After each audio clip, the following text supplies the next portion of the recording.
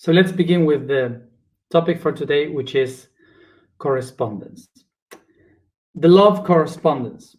We could say that the law of correspondence is the second law, but in reality, we would say that is the first one, because the main law, which is the only one that exists in the whole universe, mentalism, is not kind of the first one, is the one that holds all the rest.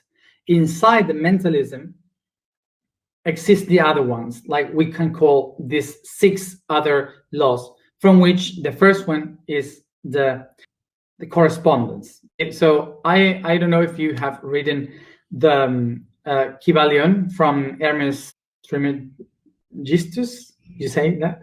The Kybalion where it explains the 7 laws of the universe. I don't know the order in which he explained that, but the way in which we are going to do it is according to the chakras. Okay, the order of the laws will be related to the chakras for us. Also, just to understand the reason why we put this order of first law, second law, 1 through 3, 4, 5, and the laws, is because we as humans organize information from the beginning to the end. So we kind of organize like that. But it's not exactly like this, okay? The way in which the universe creates. There is no one first or the beginning. There's no second, third on appearing. Basically, there's only one law, which is the mentalism, and inside of it, we have different aspects that we call the principles of the universe. Okay, so those are the hermetic principles of the universe, but they kind of appear all at the same time because they are echoes of only one, which is the mentalism. Okay, so the reason why we organize them is because we are humans. That's the only reason, so we can understand them better. Now, for example, if I say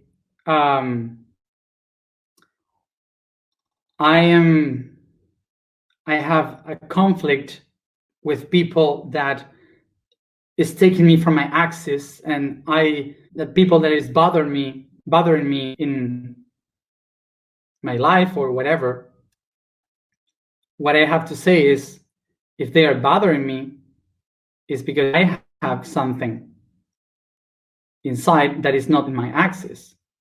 So the outside is just showing me what I have inside. It's just the projection of what I call correspondence. This means that whatever is happening outside, and I am looking into that, and it's happening, it's being observed by my brain, by my eyes, feeling what is happening outside, is interpreted by my brain. So it's not really happening that, but my body, my brain, is focused and used to see only that thing because I am in the same symphony. So what I am perceiving from the outside is according to what my brain knows in the inside. Something that I said in another moment. Everything that we perceive the outside is related to the perception of how our brain receives the information. For example, touch, smell, taste, sight, eyes, ears, hearing. It's all are the senses that by electrical pulses brings the information through the nervous system to the brain, and the brain decodes that information to transform it into a perception. Okay, so everything that happens outside is not real. Everything that happens outside is just the perception that you have within in your brain. For example, we see this pencil, this pen, and we see it like blue. The reason why we see it blue is because we have been evolving in the same biological structure all together through thousands of years. So we got used to see these kind of colors. But what happens if you are daltonic? If you see a different color, if you see this green, is it a lie? Because who tells that this is who tells that this is real? If something is seen by many people, it doesn't mean that it's real. Like, for example, religion or the sky. The sky, we say it's blue, but it's not blue. So this means that through evolution, through thousands of years, we have been used and evolving in order to perceive the reality in a way, but it doesn't mean that it's really like that. It means that we just evolved to see it or understand it in that way. So our brain structures itself in patterns of perception. So now, because of this pattern perception, now everything that we see in the world, we perceive it through the filters of these patterns. This is why everything that you see in the outside is not how the real world looks like. It's basically a projection of how you really are yourself. It's like a mirror of everything that you interpret within. As an example, this here, this pen is real. This is something that is important to understand, because usually we do this mistake that we say, we think about the correspondence like from the ego point of view. And the ego point of view is, okay, this pen doesn't exist only exists because of my inner perception. No, it's not that. The pen exists because it's atoms that exist all around in the universe. So they exist, they are organized. But the perception that I have of the pencil, of the pen, is something that I have within. Like, the pencil is blue and it's used to write because I am used to write with a pen.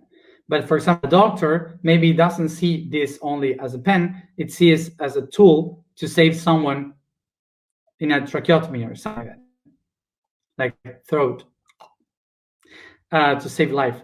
So it's according to the perception that you got in life, how you see the things.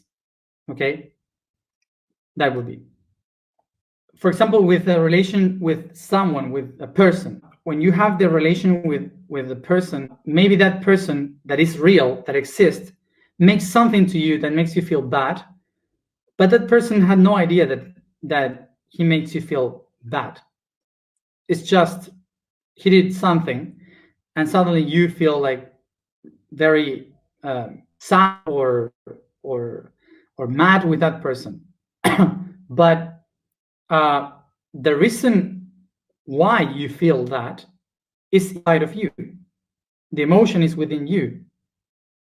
So we are perceiving that person with our own point of view of what makes us feel, not of what it is.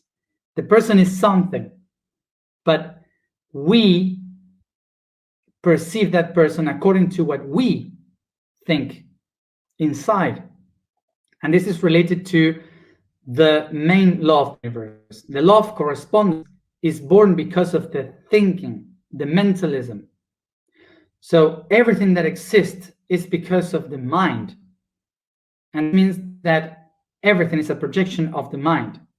So that's why when you look into something, you are basically perceiving the things that you have within, not the things that that are really there. So that's why the people that is pessimist, they see the world in a they see the bad things of the world. The people that is positive, they see the good things of the world. So this base of the mentalism through the correspondence,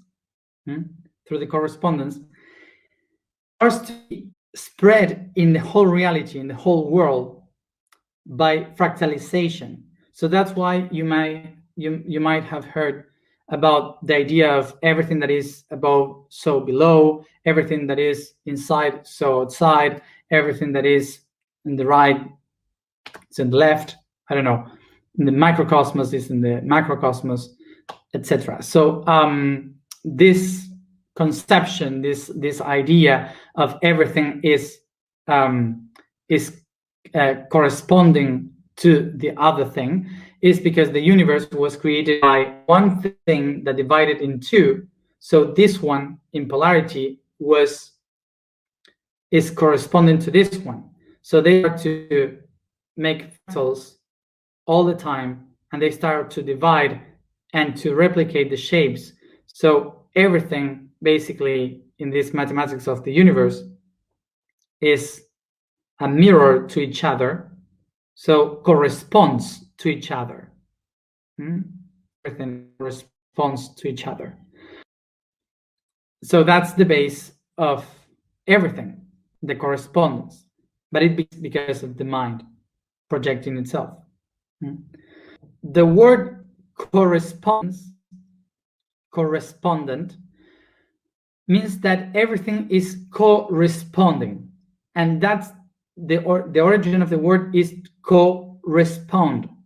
So the response of something, okay, like the answer.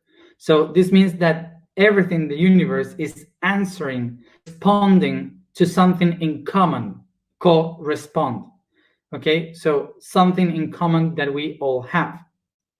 That's why everything that you do, you receive it exactly as a response, as an answer through the reflection of the universe. That's correspondence. It's an answer that is shared. So to have it more clear, is the I am who manifests the fractalization of all these responses. Yes, so correspondence with which is these shared answers in the universe are created by the I am, and the ego, the self, is the one that interprets those answers. So it's not that me, the ego, creates this reality. It's the I am who creates all these realities, the answers, and it's the ego that has to interpret those answers. This is why we have the goal to understand better the answer. This is why the ego has the task to improve itself in the ways in which it interprets the answers that we all share.